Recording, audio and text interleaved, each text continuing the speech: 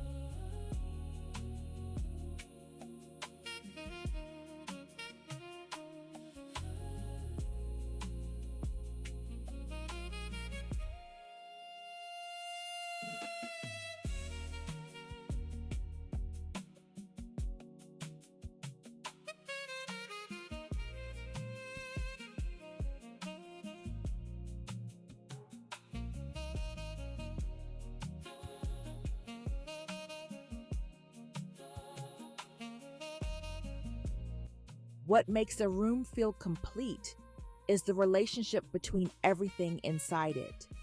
The colors speak to one another, the textures create warmth, the furniture creates balance, the artwork gives the eye somewhere to travel, and the objects, they tell a story. This is where Afrocentric design becomes especially powerful, because African-inspired interiors don't have to rely on excess. They can be quiet, they can be sophisticated, they can be deeply modern, and yet, through wood, woven fiber, textiles, carving, pattern, earth, color, and craftsmanship, they can still carry something ancient.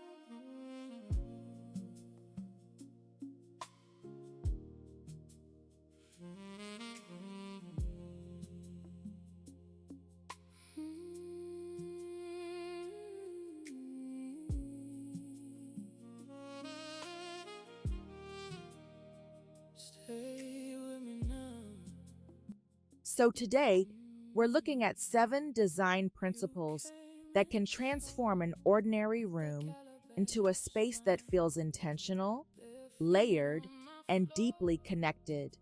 Not 7 things you need to buy, 7 ways to think. Because once you understand the principles, you can create the feeling without copying a particular room. That I never should leave. Come a little closer, let the silence lean. I was made to find you in between the dreams. Hold me where you are, let the night grow slow. I can hear your name in the lamplight glow. Stay with me now. Stay with me now. The first principle is simple. Give the room a story. A room becomes much more interesting when the objects inside it feel as though they belong to the same conversation. Think about walking into a home and seeing a carved wooden bowl on the table, a woven textile across a chair, a collection of baskets on the wall. and a piece of African-inspired artwork nearby. Individually, each object may be beautiful, but together they begin to communicate. Come a little closer. Let the silence sleep. I was made to find you in between the dreams. Hold me where you are. Let the night grow slow. I can hear your name in the lamplight glow. Stay with me now. Stay with me now. Stay with me now. My heart knows your hands. My heart knows your hands. Stay with me now. Stay with me now. The textile introduces pattern. The carved object introduces craftsmanship. The basket introduces natural fiber. The artwork introduces identity.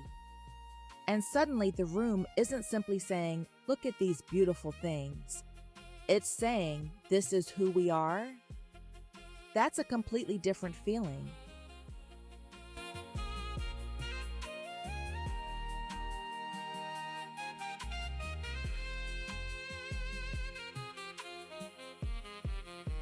If morning comes, let it wait outside. I only want this moment, pulled in by your side.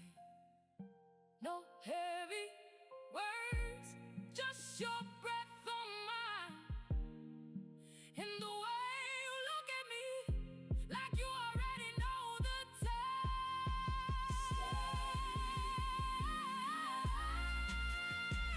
Stay with me now. Stay with me now. My heart knows your hands. My heart knows your hands. Stay with me now. The mistake many people make is trying to create an Afrocentric interior by collecting as many African-inspired objects as possible. But more isn't necessarily more.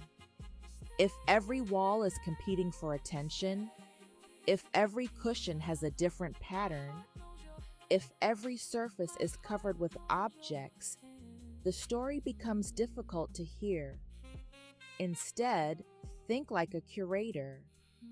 Choose a few elements that carry meaning. Then allow the rest of the room to support them.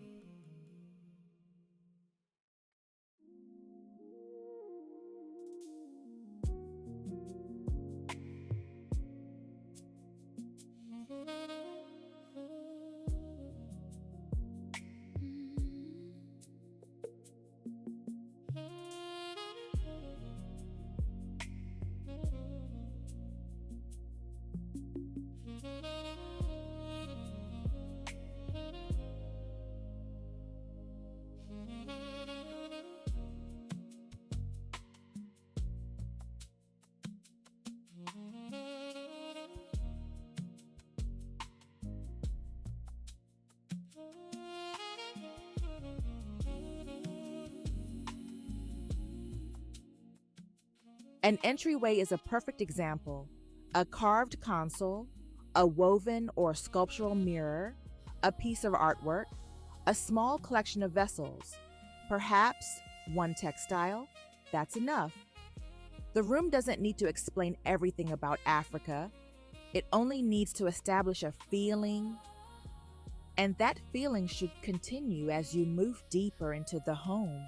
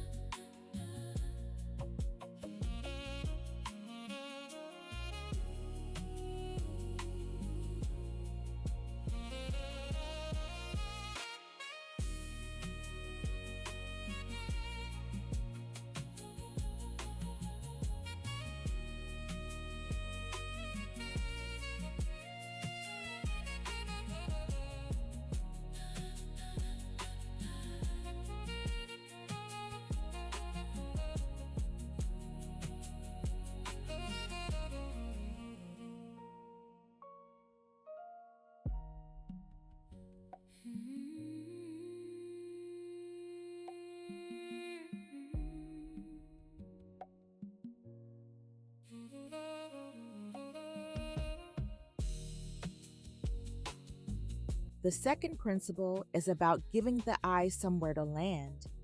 Every successful room needs an anchor, something that immediately establishes its personality. In an Afrocentric interior, that anchor might be a large textile. It might be a dramatic piece of artwork. It could be a collection of woven baskets, a carved mirror, a sculptural mask, or even an extraordinary piece of furniture. Large textiles like wall artwork. The important thing is that the anchor has presence. It doesn't have to be the biggest object in the room, but it should have enough visual weight to make the space feel intentional. Look at a wall covered with woven circular pieces. There is repetition, but there is also variation. Different sizes, different patterns, different tones. Together, they create a single visual statement.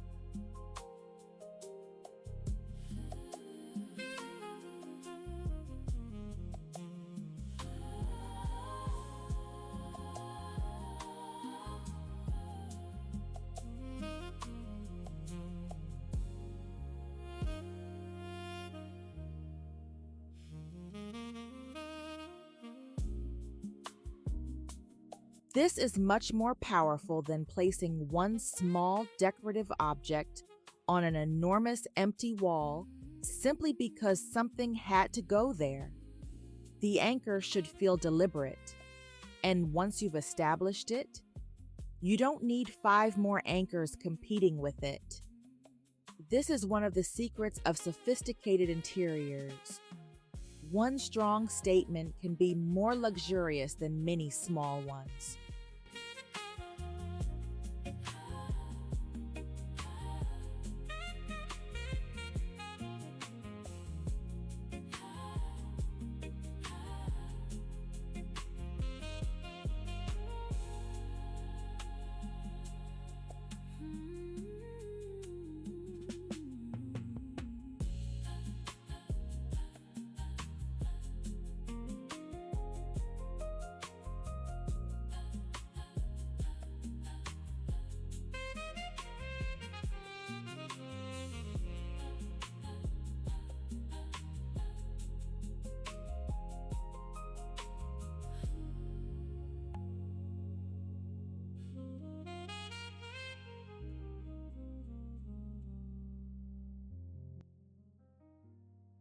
The third principle is material, and this may be one of the most important.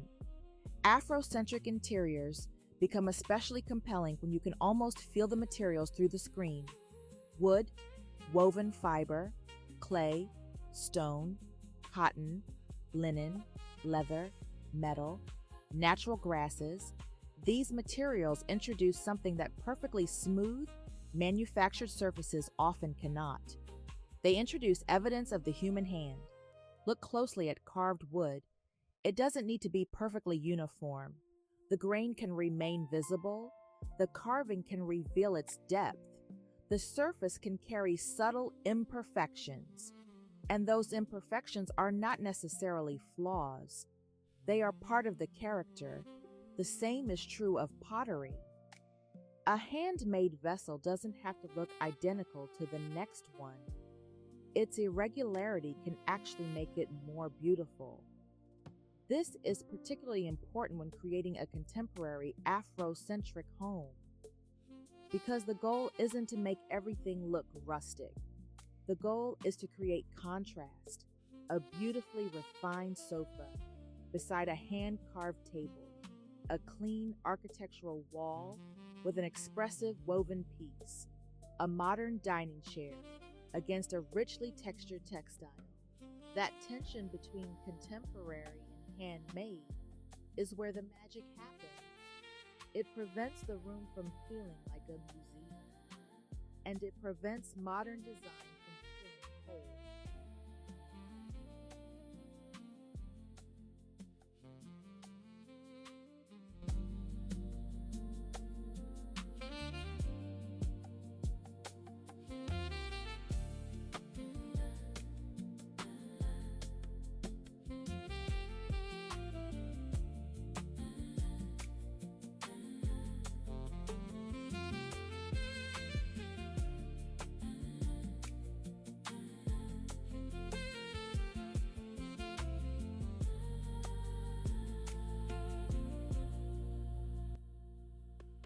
The fourth principle is texture, and texture is one of the easiest ways to make a room feel richer without making it busier. Imagine the same sofa with nothing on it. Now add one woven cushion, then another with a different surface, then a textured throw, perhaps a basket beside the sofa. Suddenly, the room feels warmer. Texture gives the eye something to discover. It also changes how a room feels emotionally. Smooth surfaces can feel polished, woven surfaces feel tactile, rough pottery feels grounded, soft textiles feel intimate, carved wood feels substantial. And when these surfaces are layered carefully, the room begins to feel alive. This is why an Afrocentric interior doesn't need excessive decoration. Texture itself becomes decoration. A beautifully woven blanket draped over a chair can become a visual statement. A hand-woven rug can define an entire seating area. A collection of baskets can transform an empty wall. A carved wooden bowl can make a simple coffee table feel intentional. The key is variation. Don't use one texture everywhere. Mix smooth with rough, soft with structured, matte with subtle sheen, heavy with delicate.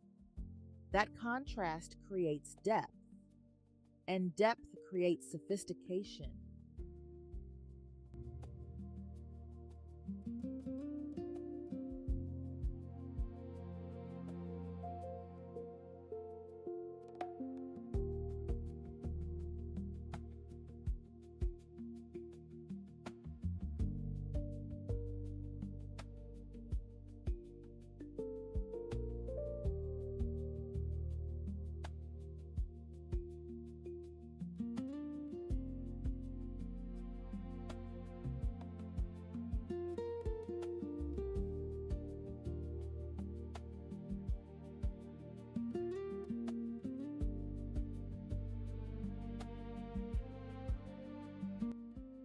The fifth principle is color, and this is where many interiors become either incredibly successful or completely overwhelming. Afrocentric design gives us permission to use color boldly. Ochre, terracotta, deep red, indigo, emerald, mustard, burnt orange, warm brown, black, natural beige. But using many colors doesn't mean every color needs equal importance. Think of color as a hierarchy. Choose your dominant color, then introduce supporting colors. And finally, use small accents. For example, a room might begin with warm neutral walls and natural wood. Then introduce terracotta through a rug, deep green through plants, mustard through cushions, and perhaps a small amount of blue or red within a textile. Now the colors feel connected. Compare that with giving every object its own completely unrelated color. The room becomes noisy. The eye doesn't know where to rest. The secret isn't using fewer colors. It's creating relationships between them. Look at traditional textiles for inspiration. A textile can contain 5, 6, or even more colors, yet still feel cohesive because the colors repeat. One color appears in the rug, another appears in the cushions, Another appears in artwork, and suddenly, the room feels intentional. Color should travel through a room. It shouldn't be trapped in one corner.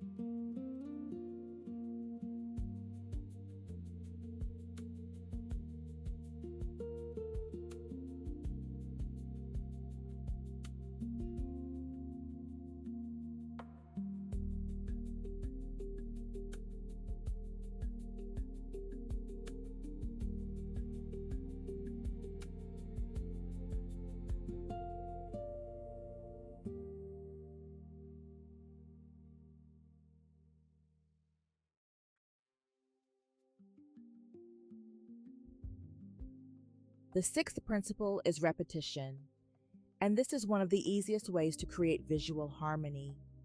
If you look carefully at beautiful interiors, you'll often notice that certain elements appear more than once.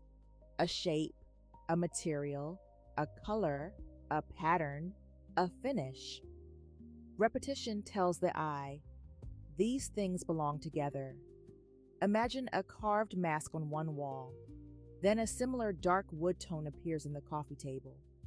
Then again in the sideboard. Then again in a small decorative bowl. You may not consciously notice the connection, but your eye does. The same principle works with lighting. One woven pendant is beautiful, but a group of three can create rhythm. One basket is interesting. A carefully arranged collection can become architectural. One color accent can feel accidental. Repeat that color in 3 or 4 places, and suddenly it feels deliberate. Repetition doesn't mean duplication. That's important. You don't want everything to match. You want things to relate. 3 pendant lights don't have to be identical in every detail. Several woven objects don't have to come from the same collection. Several cushions don't need the same pattern.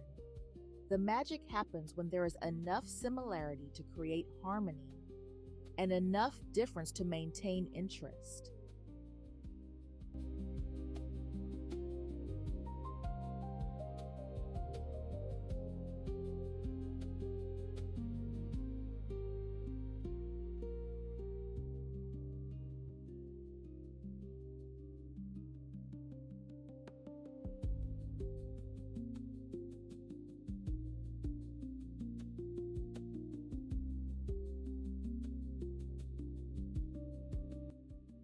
And finally, the 7th principle may be the hardest one, knowing when to stop.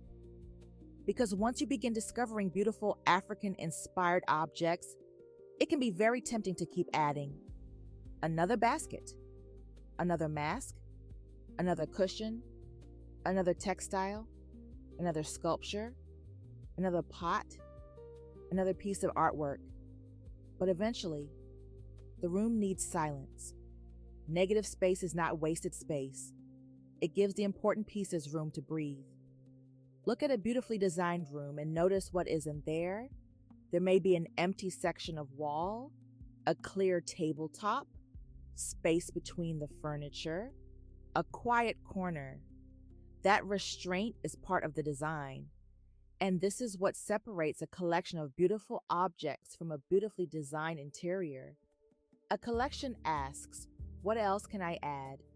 Design asks, what does this room actually need? Sometimes the answer is nothing. Sometimes the most powerful thing you can do is remove one object, then another, until the pieces that remain finally have room to speak.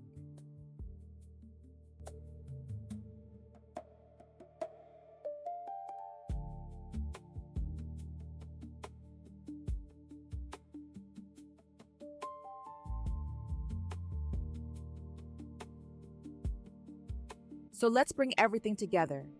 A room with a story, a cultural anchor, natural materials, layered texture, a controlled color palette, repetition and rhythm, and finally, restraint. These principles don't require you to recreate someone else's home. They don't require a particular budget, and they certainly don't require your home to look traditionally African. You can have a contemporary apartment, a small townhouse, a large family home, a minimalist interior, a coastal home, a city penthouse, and still introduce these ideas. Perhaps it's one hand-woven textile. Perhaps it's a carved wooden table. Perhaps it's a collection of baskets. Perhaps it's a single extraordinary piece of artwork. Perhaps it's simply the warmth of natural materials. The point isn't to fill your home with symbols. It's to create a relationship between culture, craftsmanship, comfort, and modern living.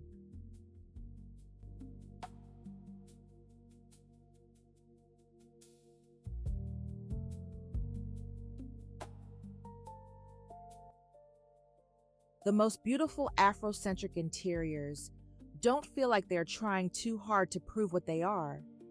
They simply feel authentic. They allow craftsmanship to be seen. They allow color to breathe. They allow texture to create warmth. They allow objects to carry memory. And they allow modern design to exist alongside tradition, without either one disappearing. Because ultimately, an interior is more than furniture. It's atmosphere, it's memory, it's identity. It's the things we choose to surround ourselves with, and the stories those things quietly tell. So if you're creating an Afrocentric home, don't begin by asking, what should I buy? Begin by asking, what should this room make me feel? Then build from there. Let the materials speak. Let the colors connect. Let craftsmanship become part of the architecture. And most importantly, give the room enough space to tell its story. Because when everything finally belongs, a room doesn't just look complete, it feels complete.